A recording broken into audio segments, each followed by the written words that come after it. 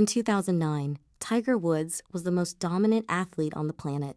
14 major championships, over $1 billion in career earnings, the first athlete in history to be worth $1 billion from endorsements alone. Not the best golfer of his generation, arguably the best athlete of his generation, full stop. Within about a year, he'd lost almost everything that wasn't his talent. His marriage, most of his sponsors, his reputation. And soon after, his body started falling apart too, surgery after surgery, to the point where doctors weren't sure he'd ever be able to walk without pain, let alone swing a golf club competitively again. 10 years later, in 2019, he won the Masters again. At 43 years old, after 4 back surgeries, after a public collapse that most people assumed was permanent, it's one of the most extreme comeback stories in the history of sports. This video isn't really about golf. It's about what it takes to rebuild an identity that's been publicly destroyed. Twice, if you count the body along with the reputation. Stick around because the mindset behind this comeback is more layered than most people realize. Eldrick Tiger Woods was born in 1975 in Cypress, California, and by the time most kids are learning to ride a bike, he was already appearing on national television, putting against Bob Hope at age 2. His father, Earl Woods, a former Green Beret, built an entire training philosophy around him from the start, not just golf mechanics, but mental conditioning. Earl would deliberately distract him mid-swing, jingle keys, cough, try to break his focus, specifically to build the kind of mental toughness that competitive pressure would later demand. That detail matters more than people give it credit for. By the time Tiger turned professional in 1996, he wasn't just mechanically gifted. He'd spent his entire childhood being trained to perform under deliberately manufactured pressure. Most golfers develop that kind of composure, if they ever do, in their late 20s or 30s, through years of tournament failure. Tiger had a version of it built in before he ever played for money. He wins the Masters in 1997 by 12 strokes, the largest margin of victory in the tournament's history, at 21 years old.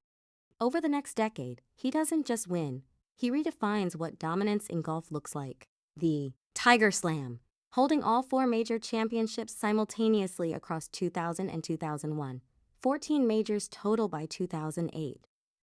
He becomes not just the best golfer alive, but one of the most recognizable athletes on the planet, full stop, with global sponsorship deals from Nike, Gillette, Gatorade, and more.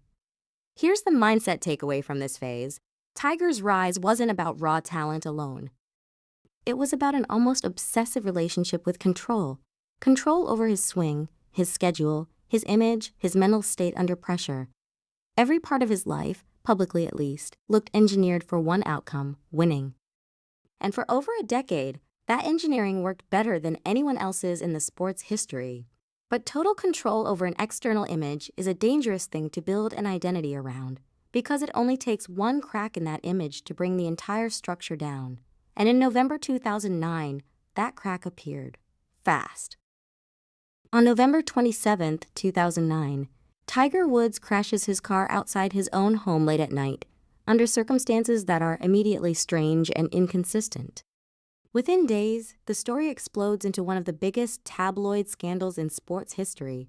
Multiple extramarital affairs become public. His marriage collapses, and the image he'd spent over a decade building, disciplined, controlled, almost robotic in his public composure, shatters overnight.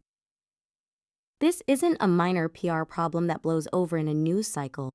Within months, he loses several major sponsors, including a Tant and Accenture, worth hundreds of millions of dollars combined. He takes an indefinite break from professional golf. The tabloid coverage is relentless, global, and deeply personal in a way that very few athletes have ever experienced.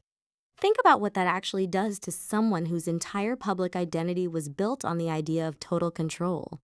The one thing Tiger Woods had never publicly lost control of, his image, is now completely out of his hands, dissected by strangers on every front page in the world. That's a different kind of pressure than anything a golf tournament can throw at someone, and it doesn't stop there. Over the following years, his body starts to break down in ways that mirror the collapse of his public life. Multiple back surgeries, multiple knee surgeries. His swing, once considered flawless, has to be rebuilt again and again to compensate for a body that keeps failing him. By 2017, he's arrested for driving under the influence, except it's later revealed he wasn't drunk. He had a dangerous mix of prescription pain medications in his system, the result of trying to manage chronic pain that had built up over years of surgeries. In interviews from that period, he's visibly diminished, physically smaller, clearly in pain, a shadow of the dominant figure from a decade earlier. At this point, most sports commentators had written the story's ending. Not as a tragedy exactly, but as a quiet fade, a legendary career that had simply run its course, cut short by injury and personal collapse. Nobody was predicting a major championship again. Some doctors reportedly weren't confident he'd play competitive golf again at all, let alone win. Name this clearly for your viewers. The fall wasn't just a scandal. It was a compounding collapse. Reputation, marriage, sponsorships, and physical health all breaking down roughly at the same time over roughly the same stretch of years. Very few public figures get hit with that many separate collapses stacked on top of each other. Most careers don't survive one of those. His had to survive all four.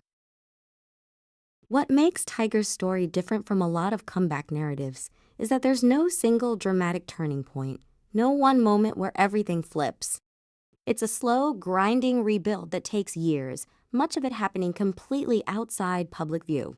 After a 2017 spinal fusion surgery, his fourth back surgery, he starts a rehab process that, by his own later accounts, involved genuine uncertainty about whether he'd ever be able to swing a club without pain again, let alone compete at the highest level. There's no guarantee built into this comeback. Unlike a lot of athlete redemption stories where the outcome feels inevitable in hindsight, at the time, nobody, including Tiger himself, by his own admission, knew if this would work. He starts playing again in small increments. Limited tournaments, modest results. The media largely treats these appearances as a farewell tour for a legend, not the beginning of a real comeback. And for a while, that reading is reasonable. He's not winning, he's just surviving each round. This is the clearest mindset lesson in the entire story. Tiger's rebuild wasn't built on regaining what he'd lost. It was built on redefining what winning even meant, given a body and a life that had permanently changed. He wasn't trying to be the 24-year-old who won by 12 strokes anymore. That version of him was gone.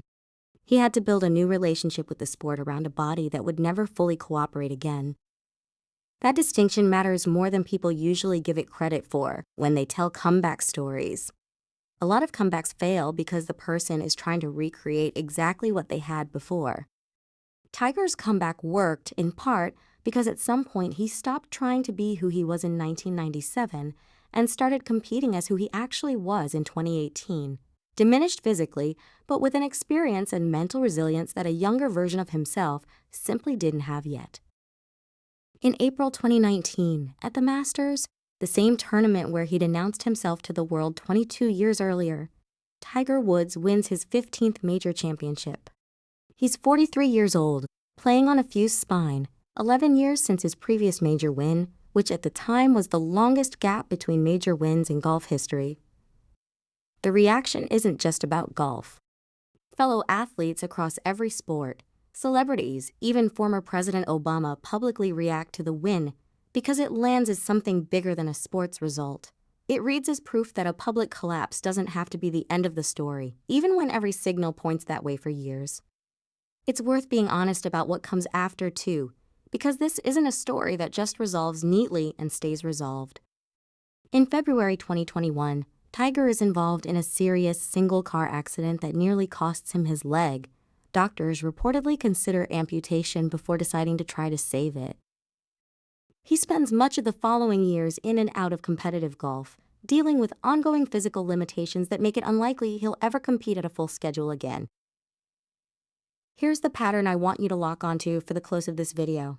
Tiger Woods' mindset was never about avoiding collapse. His career includes at least two separate near-career-ending events: the 2009 scandal and health collapse, and the 2021 accident, and in both cases, the story didn't end there. Not because he found some secret to avoiding failure, but because his response to catastrophic setbacks consistently was to rebuild the definition of success around whatever was actually left, instead of mourning what wasn't. If there's one thing Tiger Woods' story teaches, it's that resilience isn't about protecting an identity from ever cracking. His cracked, publicly and repeatedly, in ways most people never have to survive even once. What separated his story wasn't the absence of collapse. It was what he was willing to rebuild, again and again, out of whatever was left standing. Whether golf ever sees anything like his full prime again is unlikely. But as a case study in mentality, few stories in modern sports go through as many complete collapses and rebuilds as his. If you enjoyed this mindset breakdown, subscribe. Every week I break down how the people who've been at the top, fallen hard, and climbed back up actually think.